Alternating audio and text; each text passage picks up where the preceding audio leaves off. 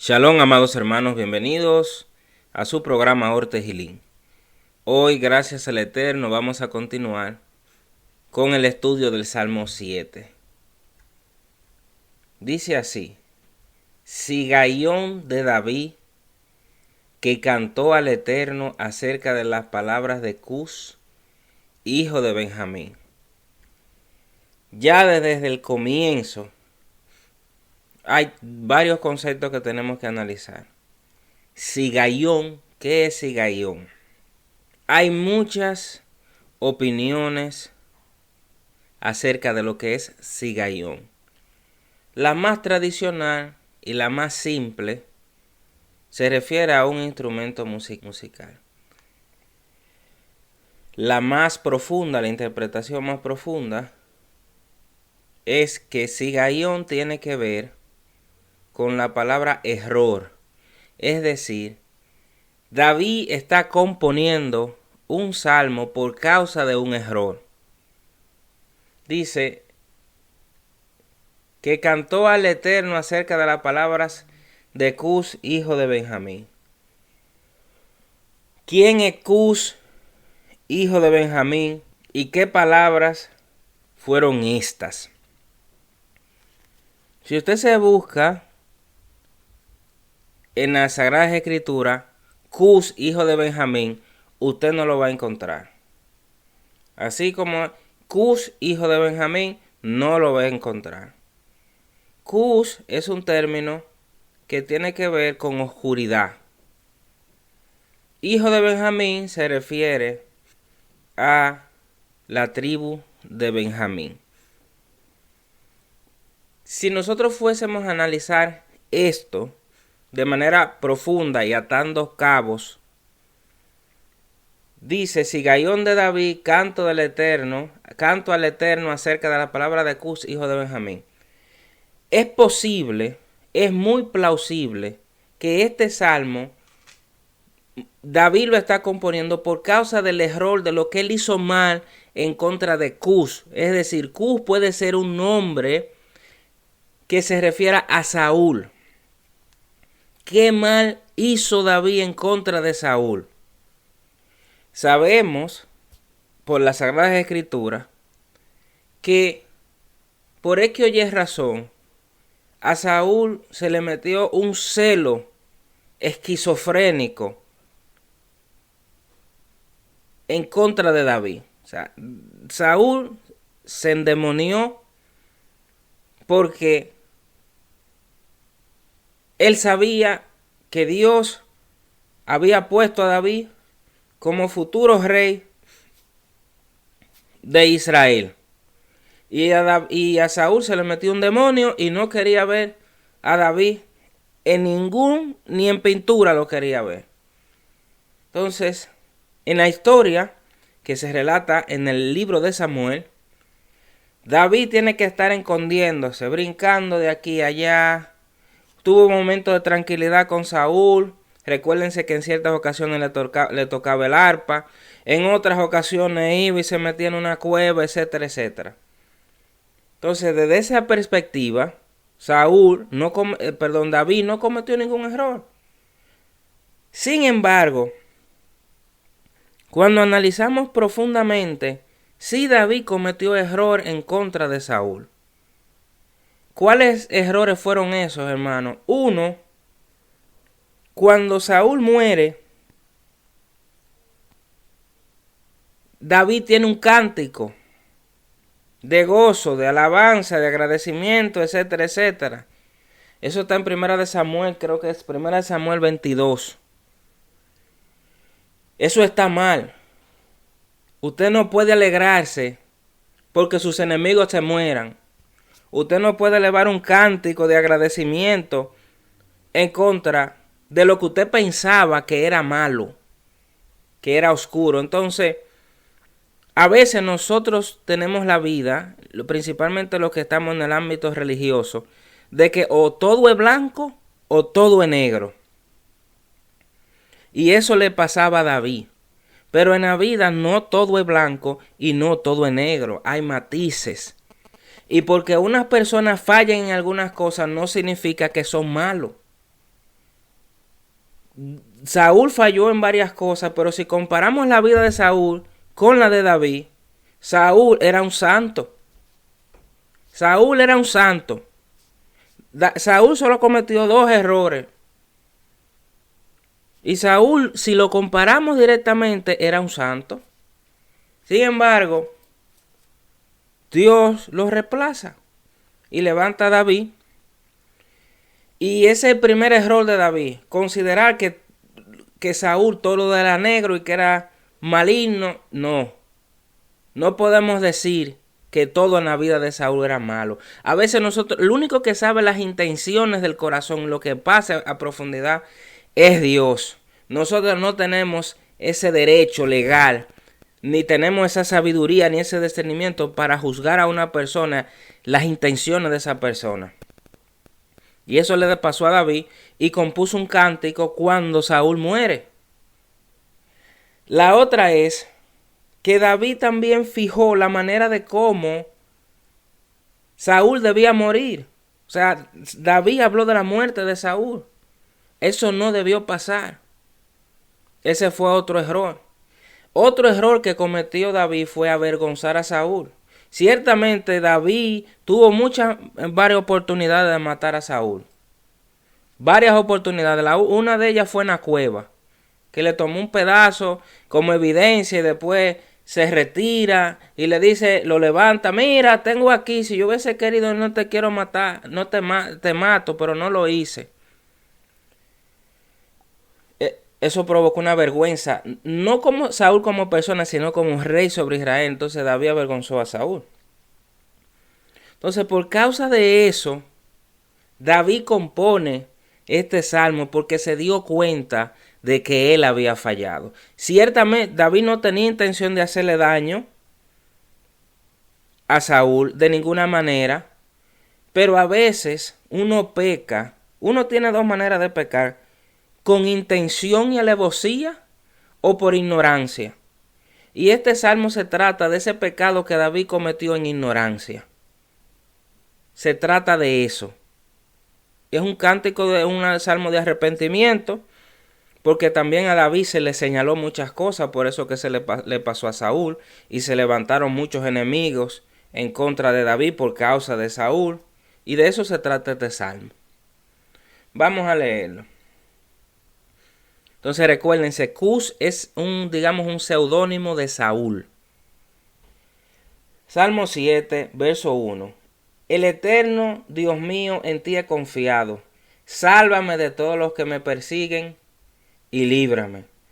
No sea que desgarren mi alma cual león y me destrocen sin que haya quien me libre. A veces, cuando uno tiene en su cabeza la mente, uno no tiene un cargo de conciencia en específico en ese momento, uno lo que menos cree es que alguien se va a levantar en contra de uno. Pero en este caso se levantaron muchas personas. Él no estaba esperando esto. Después de lo de Saúl, él no estaba esperando, porque como él actuó con manos tan limpias, entre comillas lo de limpio, no tuvo una intención maligna en contra de Saúl. Él no estaba esperando de que a él lo persiguieran por eso. Y por eso él está apelando a Dios, a la salvación de Dios. Porque para David, Dios siempre fue su confianza. Dice, sálvame de todos los que me persiguen y líbrame. No sean que desgarren mi alma cual león. Recuérdense que el león siempre es un simbolismo, en muchas ocasiones, no en todas, de enemigos. Hay enemigos que son simbolismo de león en la Sagrada Escritura. Cachorro de león, etcétera, etcétera. Otro dato que recuerdo ahora es que la palabra cigayón solamente aparece 2 veces en las Sagradas Escrituras. Es aquí, en este salmo, y en Habacuc. Habacuc 3:1 creo que es. O sea, es una palabra muy particular. Seguimos. El Eterno Dios mío, si yo he hecho esto, si hay en mis manos iniquidad, si he dado mal pago al que estaba en paz conmigo, antes he libertado al que sin causa era mi enemigo. Sí, David está seguro de que él no actuó con maldad. Todos cometemos errores, pero hay cosas que la gente hace con intención, con motivos malignos. Y hay otras veces que yo he hecho muchas cosas en mi vida y no ha sido, y en muchas de ellas, en casi todas, intencionalmente de quererle hacerle daño a una persona. Yo nunca he tenido en mi corazón, si yo recuerdo y si es así que Dios me perdone, de que a alguien le vaya mal, de que a esa persona se la lleve el Señor de la oscuridad, etcétera, etcétera. Entonces David está diciendo esto: ¿qué yo hice? Si yo a mis enemigos lo he tratado, lo he protegido, inclusive gente que yo había podido haber aniquilado, no la hice. No lo hice. Los protegí. Ellos andaban buscándome para matar y yo a ellos los estaba protegiendo cuando tuve la oportunidad de matarlos. No lo hice. Eso es lo que David está diciendo. Pero David también está diciendo en el verso 5: persigue el enemigo mi alma y alcáncela. Huéllele en tierra mi vida y mi honra ponga en el polvo. Fíjense la justicia de David. Muchas personas quieren la justicia de Dios cuando se trata de aplicársela a otros, pero cuando se trata de aplicársela a ellos mismos, ahí no, ahí nada más quieren la misericordia de Dios. El hombre de Dios y la mujer de Dios, cuando demanda la justicia de Dios, tiene también que pedir que a él se le evalúen. Y David también está apelando a Dios: está bien, aplica la justicia, pero yo también quiero que me la aplique a mí. Hay personas que nada más es todo para un lado, como que Dios es nada más Dios de ellos. Y no se dan cuenta de que antes de tú demandar justicia para otras situaciones, otras personas, tú también tienes que tener un análisis introspectivo. Tienes que evaluarte en tus oraciones. Tú tienes que evaluarte tus intenciones. Porque también Dios, cuando va a aplicar justicia a X o Y persona, también va a evaluarte a ti. Recuérdense que la palabra de Dios es como una espada de doble filo. Corta hacia adelante y corta hacia atrás. Entonces, cuando tú demandas la espada de Dios, tú tienes que saber que la espada de Dios también tiene un lado que va hacia ti, que tiene un filo. Entonces, tú tienes que tener cuidado con ese tipo de cosas. En esta situación, David está demandando la justicia divina. Se está demandando la justicia divina, pero también le está diciendo a Dios: tú eres libre de evaluarme, aquí estoy. Si yo hice algo malo, también pásame justicia. Y que yo caiga por tierra y que mi nombre sea todo lo que yo tenga que pagar, lo tengo que pagar. Hay muchos hermanos por ahí que no les gusta esa partecita. Y después viene la palabra Selah. Fíjense que hemos dicho que Selah, dentro de su abanico de interpretación, es una pausa para tú reflexionar de lo que se ha dicho hasta aquí. Entonces, David ahora está diciendo: vamos a hacer una pausa, vamos a reflexionar de todo esto, que la justicia de Dios caiga, yo estoy aquí, que también me evalúe la justicia divina. Porque también yo sé que Dios es mi salvador y mi protector. Yo sé, yo he cometido muchos errores. Estoy aquí, mira mis manos, me entrego a ti, Señor, para que tú evalúes todo en mí. Si yo hice algo malo, también pásame justicia. Entonces, esas son cosas que el hombre y la mujer de Dios tienen que tener pendiente. Verso 6. Levántate, oh Eterno, en tu ira. Álzate en contra de la furia de mis angustiadores, y despierta en favor mío el juicio que demandaste. Despierta en favor mío el juicio que demandaste. Sí, Dios demanda justicia a todos. Dios evalúa a todas las personas. Dios escudriña los corazones de todos. David está seguro de que en su corazón no habían intenciones malignas. Y la integridad de David era tan alta que él le está pidiendo a Dios: evalúame, estoy aquí, me entrego a ti, porque yo sé que tú eres mi salvador. Estas personas que están aquí no tienen buenas intenciones, me están angustiando.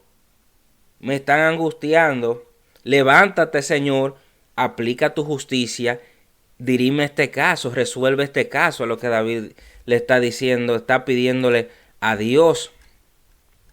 Así nosotros tenemos que hacer, amados hermanos, en todas nuestras peticiones. en todas nuestras peticiones tenemos que ir agarrado del Eterno y buscar.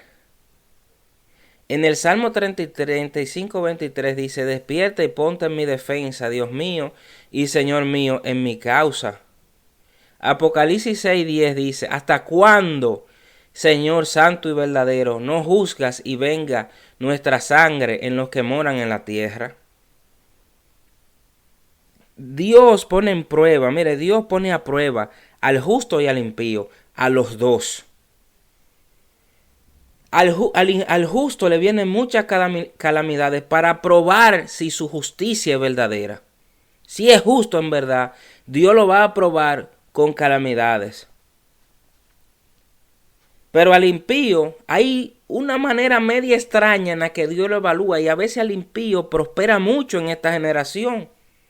¿Por qué? ¿Por qué el impío prospera mucho en estas generaciones?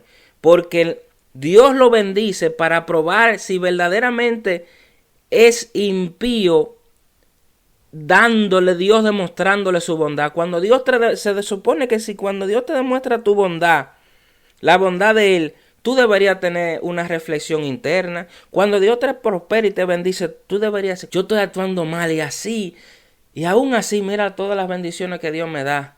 Mira la salud que tengo, etcétera, etcétera. Pero es Dios probando al impío.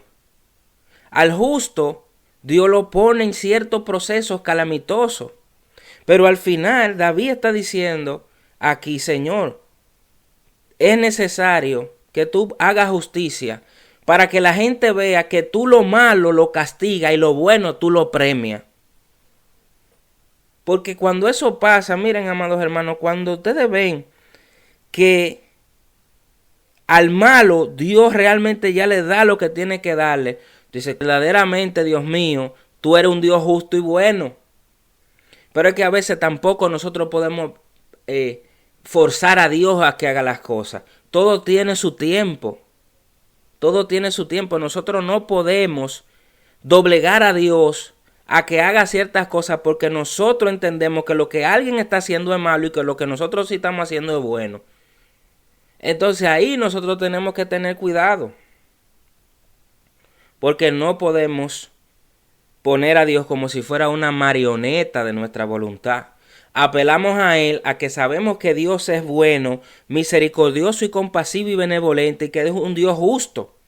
Pero Él es que va a impartir la justicia en cada uno de nosotros en el tiempo señalado y en el momento adecuado, en lo que Él disponga. Eso también tenemos que aprenderlo.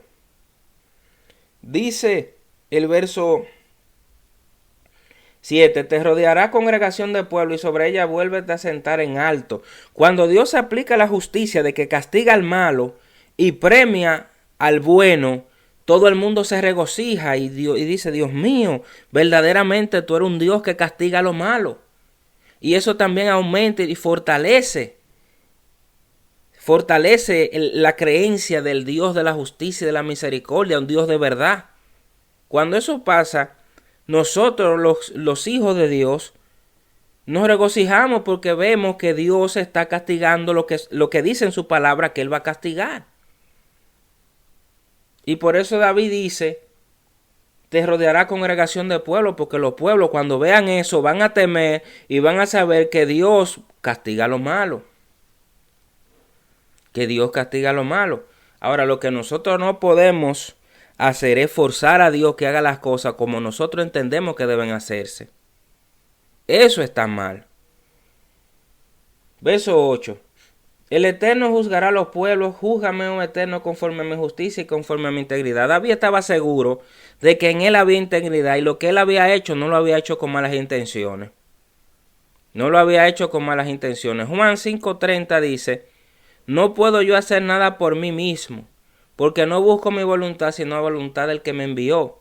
Sabemos que en las Sagradas Escrituras es que dice que Dios, al que practica la justicia, lo bendice y lo protege. Entonces David está apelando a la misma palabra de Dios. Oye, yo estoy actuando en integridad. Mira lo que yo soy, un libro abierto. Tú sabes lo que hay en mí. En tu palabra dice que a los que practican la justicia tú lo proteges. Mírame, soy íntegro, he actuado conforme a lo que dice tu palabra. Júzgame. Eso es lo que David está diciendo acá. Verso 9. Fenezca ahora la maldad de los inicuos, mas establece tú al justo, porque el Dios justo prueba la mente y el corazón. Dios prueba todo. Dios escudriña todo. La palabra de Dios es eficaz. La palabra de Dios discierne todas las intenciones del corazón, los pensamientos, todo. Todo la palabra de Dios. Dios, amados hermanos, en el Salmo 11:5 dice, el Eterno prueba al justo, pero al malo y al que ama la violencia, su alma los aborrece y tiene que venirle castigo, porque es lo que dice la palabra de Dios. Evidentemente Dios le da oportunidad a los impíos, porque Dios tampoco quiere que nadie se pierda, sino que le da un tiempo para que esas personas regresen al camino de lo bueno. Y por eso a veces Dios, el tiempo de los impíos, Dios lo deja, le extiende la vida, le da muchas oportunidades. Aunque al justo Dios le da rápido. Al que practica la justicia, los juicios le vienen más rápido. ¿Por qué? Porque Dios no quiere que ese justo se pierda. Por eso lo castiga rápido. Al contrario del impío, de que el impío el tiempo se le extiende un poco más, porque Dios en su infinita misericordia, dándole la oportunidad de que recapacite. Verso 10. Mi escudo está en Dios que salva los rectos de corazón. Deuteronomio 33:29 dice, bienaventurado tú, oh Israel, Él es escudo de tu socorro. Dios es el escudo de Israel. Dios es nuestro escudo, amados hermanos. Efesios 6:16 dice, tomad el escudo de la fe, o sea, el escudo de la confianza en Dios, con que podáis apagar todos los dardos de fuego del maligno. Todos los dardos de fuego, cuando tú confías en Dios, la confianza que tú tienes en Dios, en su palabra, te pone un escudo de protección alrededor tuyo. Y Dios mismo dice que Él salva los rectos de corazón. Y David está apelando a eso. Sí, yo hice mal, pero en mi corazón no habían intenciones malignas. Por eso David está diciendo esto, salva los rectos de corazón. Déjame ver qué tiempo me queda. Verso 11. Dios es juez justo y Dios está airado contra el impío todos los días. Éxodo 34:7 dice que guarda misericordia a millares, que de ningún modo tendrá por inocente al malvado. Y Romanos 1:18 dice, la ira de Dios se revela desde el cielo contra toda impiedad. El final del que practica la maldad y la iniquidad es el lago de fuego. Y eso tiene un tiempo, que eso se va a dar. Eso va a llegar. Dios va a castigar al que practica la maldad todos los días. Dios está airado, dice airado en el sentido de que el juicio de Dios está ahí, pero dándole oportunidad. Espérate, vamos a darle oportunidad, ven, déjame crear esta situación para ver si esta persona deja de hacer lo malo. Dale más oportunidad, pero después, si en su vida lo que se la pasó haciendo maldad, nunca hubo arrepentimiento, nunca hubo el deseo de buscar a Dios, entonces a esa persona le toca el lago de fuego. Versos 15 y 16 dice, pozo ha cavado y lo ha ahondado, y en el hoyo que hizo caerá, su iniquidad volverá sobre su cabeza. Los malos a veces hacen trampas, pero Dios es tan bueno y misericordioso que hace que esas trampas, esos malos que crearon esa trampa para los justos, ellos caigan en su propia trampa. ¿Ustedes recuerdan la historia de Esther? De Mardoqueo, etcétera, que pasó con Amán. Eso. Amán cayó en la misma trampa que tenía dispuesta para Mardoqueo. Proverbios 26:27 dice, el que cava foso caerá en él, y el que hace rodar piedra sobre él le volverá. Gálatas 6:7 dice, no os engañéis, Dios no puede ser burlado, pues todo lo que el hombre sembrare, eso también segará. Amados hermanos, verso 17 dice aquí, con esto cierro, alabaré al Eterno conforme a su justicia y cantaré el nombre del Eterno, el Altísimo. Nosotros tenemos que tener varias cosas pendientes y con esto cerramos. Nada es blanco o negro. Todo tiene sus matices. Segundo, las intenciones del corazón solamente Dios las conoce. Los pecados son pecados, sean intencionales o sean en ignorancia, son pecados. Pero los pecados que son en conocimiento de causa son rebeldía. Y esos pecados son muy peligrosos. David cometió unos pecados en contra de Saúl, que fueron pecados en ignorancia. Y por eso él está apelando a Dios en su integridad. Otra cosa que tenemos que tener pendiente, amados hermanos, es que nosotros tenemos que tener cuidado a la hora de emitir un juicio en contra de una persona. No podemos hablar de que esa persona debe morir de tal y tal manera. No podemos decir de que porque esa persona está fallando en tales y tales razones ya es un hijo del diablo. No podemos decir eso. No porque yo esté en la iglesia y diga que soy cristiano y que lo de afuera son malos todo. Eso tampoco funciona así. No porque la gente, porque muchas personas creen que porque van lunes, miércoles, jueves, viernes, sábado, domingo, lunes, miércoles, jueves, viernes, sábado, domingo a la iglesia, ya ellos son justos y están santificados. Y que los que están afuera de ese sistema de religión son todos malos y merecen irse al lago de fuego. No es eso lo que el hombre y la mujer de Dios tiene que pensar en su corazón, en su mente. No es eso. Dios a nosotros no llama a eso. Quien conoce las intenciones genuinas y verdaderas y lo más profundo del corazón es Dios. Él es que escudriña la mente y el corazón de los hombres. El Espíritu de Dios es que escudriña todo eso. Solo es trabajo del Eterno hacer eso. No a nosotros.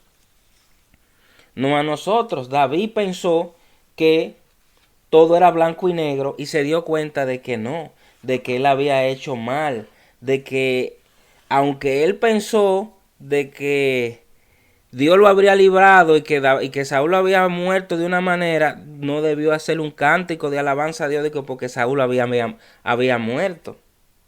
No debemos alegrarnos de ese tipo de situaciones, no debemos alegrarnos de la desgracia de nuestros enemigos. No debemos, y eso fue lo que David se dio cuenta. Yo no debo alegrarme de la desgracia de mis enemigos, eso fue lo que David se dio cuenta. Nosotros tenemos que tener una mente más amplia. Tenemos que tener la mente de Cristo. Tenemos que tener la mente de Cristo, confiar en la protección divina, actuar conforme a lo que Dios nos dice que hagamos. Dios dice que tenemos que ir a la guerra, vamos a la guerra. Dios dice que tenemos que solo defendernos, solo nos defendemos. Recuérdense que en muchas ocasiones Dios le dijo a Moisés, dile a los israelitas que a los de Midian y a la gente de Edom no lo toque, que esa tierra es de ellos, pero a los refaítas, a los jebuseos, a los amorreos, ese no, dale, espada, lo quiero fuera. Entonces solamente Dios es el que sabe y solamente Él el que autoriza. Y solamente Él en el juicio final es el único que va a decir quién se va para el lago de fuego y quién es que va para la vida eterna. Muchos cristianos solemos convertirnos en los autores y consumadores de la fe y los jueces y decimos, este se va para el infierno, fulano va para el cielo, etcétera, etcétera, etcétera, etcétera. Eso no es de Dios. Que tengan paz, amados hermanos, que Dios te bendiga y te guarde en el nombre poderoso de Yeshua HaMashiach de Nazaret. Shalom, bendiciones para todos.